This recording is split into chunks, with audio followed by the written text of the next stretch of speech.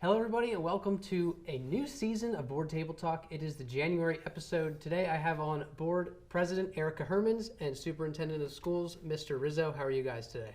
Doing well. I'm doing fantastic, thanks. Good. So, we always have Board Table Talk. Just as a reminder to the community, we have Board Table Talk after each board meeting. This month, there was some weather that happened during the work session, so we combined the two. That's why we had one. And as another reminder, they do start at 7 o'clock. Yep. Seemed like everybody had that on last night, or during the board meeting, everyone came on time, so that was great.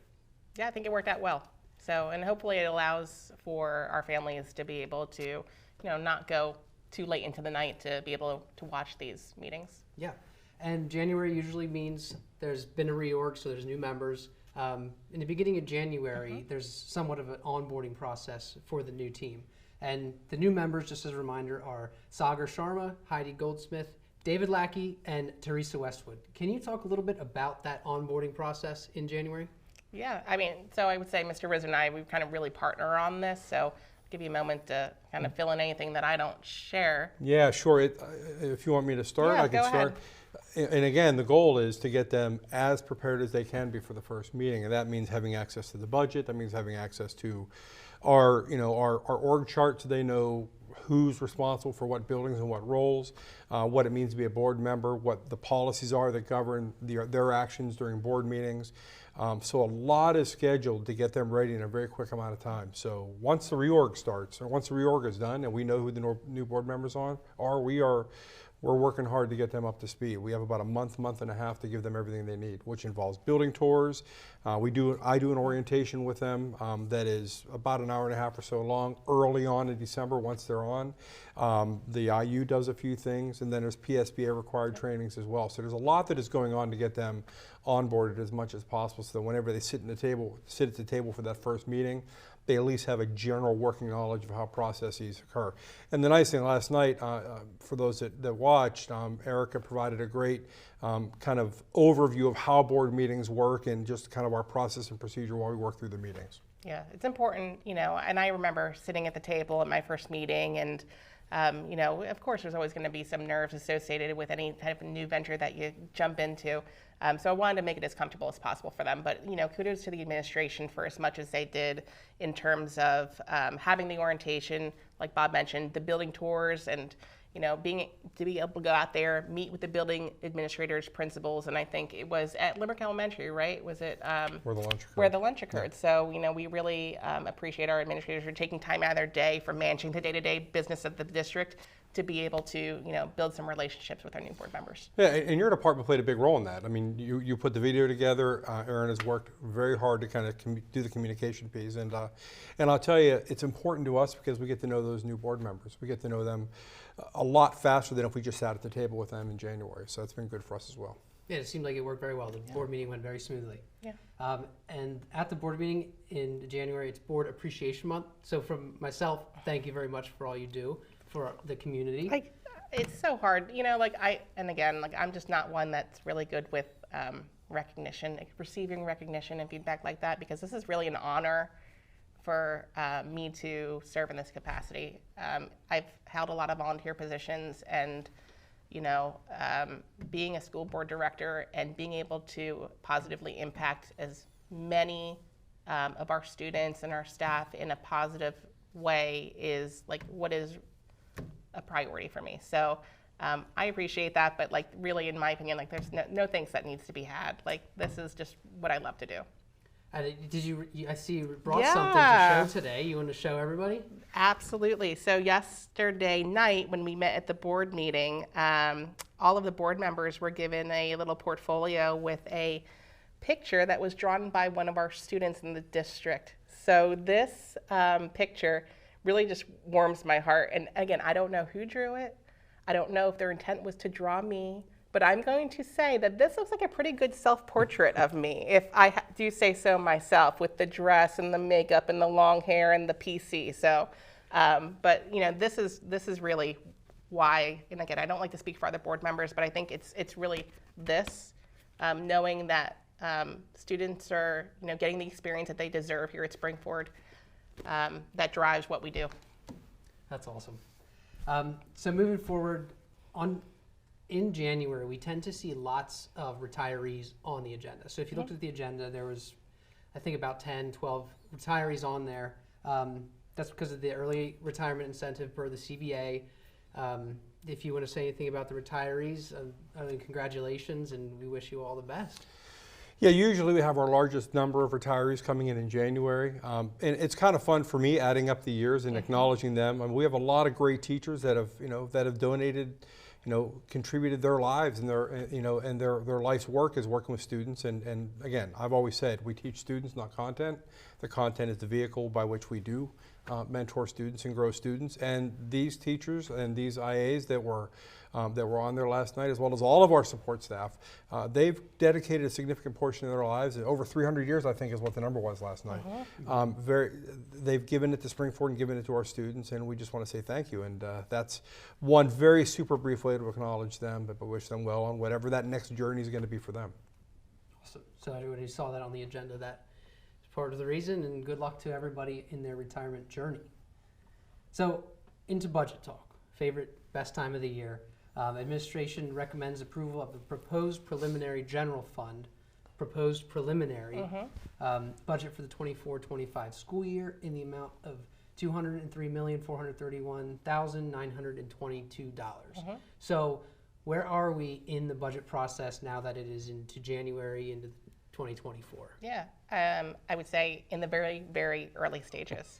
So if you have watched any of our board table talks in the past or, in previous seasons, this talk track around our budget process doesn't change. So where we're at is really in November, we had Mr. Fink, our CFO, come in and present the proposed preliminary budget, which is really the basis for the starting point for all of the work that is about to ensue into the first and second quarters of this year. So, a couple of things with the proposed preliminary budget is, number one, this is a number that is out there and put out there for proposal because it's something that, frankly, school districts have to do. So Act 1, which is dictated by the state, really dictates all of the check marks that have to happen along the way from voting on the proposed preliminary budget to final budget. So that's number one. I would say number two is that, the number, which I think was in the 6.5% range that we voted on yesterday, is in no way an indication of what it will be come the vote in May. So again, being a starting point, this is a number without having any work really been done, right? So what's going to happen here in the next first quarter, second quarter is, things like our finance department really sharpening their pencils, having budget books go out to the different departments to determine needs and what that potentially is looking like, what the forecasting is looking like for next year. And then from there, we have many exec sessions as it relates to personnel that ultimately filter down to a vote in May. So I can understand from a public perspective how when you look at 6.5%, that can seem out of line, but if you look at what proposed preliminary budgets look like historically over the many past years, as Mr. Jackson said, who's the head of finance yesterday, this is not out of the ordinary or out of line. It's always higher when we start in November and lower come the point in May. So that would be one thing. Bob, anything else you would add there? Well, I would just say that that proposed preliminary budget is really the cost of doing business as we have been doing it the prior year with projected costs carried forward. So that's our starting point. And it's exactly right. We sharpen our pencils. We have many meetings to kind of work through, what's going to be different, what do we need to do differently, what do we need to add, what don't we need, those types of things, and we work through that. And it does take a while with a lot of meetings, with a lot of people over the course of a long period of time. And this is a process, and we go through the 2 January votes because we're required to establish whether or not we're going to take advantage. We could take advantage of any of the exceptions above and beyond the index, and then of course approving the budget with the index. We have to acknowledge those and make a decision early on whether or not that's going to be on the table. And we pretty consistently approve those things being on the table, but we've never really, certainly since I've been here, we've never taken advantage of any of the exceptions. But it does give us some flexibility should anything happen, we find ourselves in a difficult situation. Yeah. And it's not tracking that way right now. So. Yeah, and going back to you referencing the index, I know I've talked about this in previous board table talks, but the index is a number that's set by the state that dictates, really the ceiling, like what is the maximum tax impact that a school district can levy without going to referendum or using the exceptions that Mr. Rizzo just referenced. So we know that that is something that we're keeping an eye on as it relates to like what is it that we need to cut? How do we get below the index to make sure that we're balancing the needs of the district, right, in operating the school district in what is still like a relatively high inflationary environment with balancing the needs of our constituents in the community and the taxpayers. Right. Well, thanks for that information. It's all very good. More information is always on the website too. Budget information is on there. And a new course was approved at the board meeting for the 24-25 school year. It is called Behavioral Science. So I will read the description. I have it here. Bear with me. Students will explore behavior from a biological perspective in this course. It investigates the scientific study of the link between the brain and behavior. Basic knowledge of psychology, biology, and chemistry is beneficial but not required. This honors level senior elective course is designed to be extremely interactive. Therefore, students will need to be willing to participate and speak in front of the class at times. It is a good fit for highly motivated students who want to learn more about psychology in a structured environment that is not as demanding as AP Psychology, but is more detailed than psychology or sociology senior elective course. How do new courses get developed? Is that from an outside source? Is that internal curriculum? Walk us a little bit through the process of a new course and then talk a little bit about behavioral science and how excited we are. Yeah.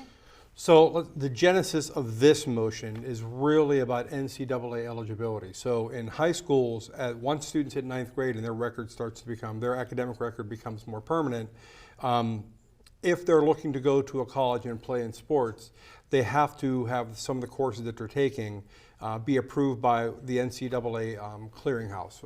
So there's a process they go through, and sometimes the course may not change at all, but they want to have a different name. In this case, this course is already approved, but they changed the name so that it can get past the NCAA clearinghouse piece. So that's why that was on the agenda. Our process of approving courses, we do that all internally.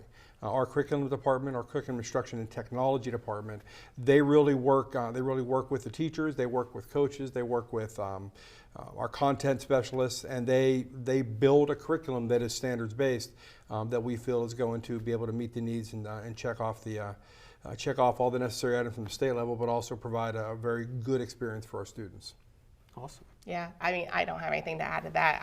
As I was listening to you talking, my heartstrings were starting to pull a little bit because I have a daughter that's going into 9th grade. I know they're going to course selection right now. So it just, and also, talking about like what the future looks like in terms of like, does she want to play in college? And like, how does that, dictate the courses that she takes? So it is, for parents, it can feel very overwhelming. And, I can just tell you as a parent who's going through the process right now for my daughter who's going to be entering the 9th grade building, I really appreciate the outreach that's been happening from administration. I attended a meeting this week with Dr. Edwards. I know that Dr. Rogers has reached out a handful of times with just kind of laying the groundwork for what course selection looks like. So I just think this is a really exciting time. Awesome. I'm going to talk a little bit about, on the agenda there was an RCTV grant that we received. Was there anything else you wanted to add before I go into that a little bit? I think it was pretty much covered. Go right ahead. Yeah, you go for it. So on the agenda, there was a grant for RCTV updates, and that comes from the local boroughs. We received the EG Capital Grant from Comcast. So we have a government-funded channel for Comcast and Verizon, so all of our content goes on there as well. 969 for Comcast, 44 for Verizon, services our local area. For having that, Comcast will donate 0.17% of their gross revenues back to the community, which we have to use for the RCTV for the channel. So we put in for some upgrades for the class, for students, to give them a little bit different of opportunities while creating their projects. So I just wanted to put that out there because that was on the board agenda, and we love grants here at RCTV. Well, listen, I think it's fantastic. I mean, I think nobody can deny the quality of the programming that RCTV puts out. We meaning your department does a fantastic job of getting the good news out there and being transparent with all the board meeting and all the things that are happening during the school day. All that stuff is that stuff isn't free, right? So, and the way that we're raising up our kids in this environment where they have this beautiful studio to work with and the equipment, and the mentoring that you all provide, I think it's a fantastic opportunity. So I'm glad to hear you're able to receive some funds and that'll help you push forward your mission. Yes, and I look forward to hearing all about that mission, how we're moving forward when we meet in February for our Community Relations Committee meeting. It's been, I think the last one we had was October, if I'm not mistaken. But I'll be moving forward as the chair of that committee. So I can't wait to hear all those updates. All right, I'll have them all ready. So is there anything else you guys like to add before we close it out? Well, the other thing that was approved last night was our 24-25 school calendar, which is pretty exciting. We target January to get that approved. The last couple of years, we've really done a deep dive into our school calendar. I've shared a lot of information, I think ad nauseum to some people, but it's really about balancing the needs of our community and finding and honoring the days that a lot of our students may not have in the past had the opportunity to observe, but now they do have that option. So aside from that, the ACT AD days are still in there. We have our first ACT AD day coming up next week, but ACT AD days are in there. We put 2 of those in, one in the fall, one in the spring. And you know, it's a pretty straightforward calendar this year. We are still taking advantage of FIDS for the 24-25 school year. I think internally we're looking at how we do our FIDS and maybe making some adjustments, and one, how we communicate that and how we make sure we get our parents and our students prepared for those days. We did get a lot of practice last week with 2 of them with the weather, but as we move forward, we're going to work towards making that a much more smooth process.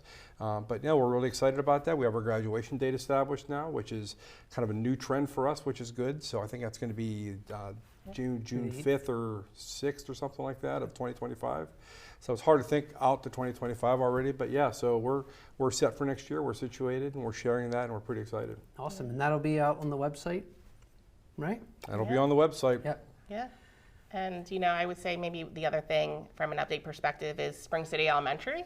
So there is a lot of discussion going on from a project oversight committee perspective. So even though it wasn't necessarily discussed or brought up at yesterday's board meeting, myself as well as Mr. Jackson, we on a bi-weekly basis meet with administration and our partners at ICS to continually get updated on where we are with Spring City. So for those that haven't been you know, keeping on top of what's going on there, I would say right now what we're doing is we're closing in on what we call the design development phase.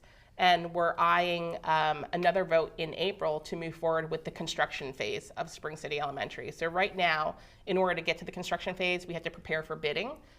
So what we've been doing in a lot of our project oversight meetings is looking at line items as it relates to the materials and the resources and the setup of like what we're proposing for Spring City Elementary. And classifying them or categorizing them as things that we definitely need, things that we definitely don't want, or things that, you know, depending on how the bids come in, if they come in under budget, we may be able to entertain them and consider them. So we call those ad alternates. So right now, the administration as well as ICS and, you know, Mr. Jackson and myself, we're just really in the weeds with regards to getting prepared for bidding so that we can move forward with that vote potentially in November with regards to construction. Awesome. Well, good luck with that. Yeah. Lots of budget numbers and, Yeah. right? It's that time of year. Yep. It is that time of year.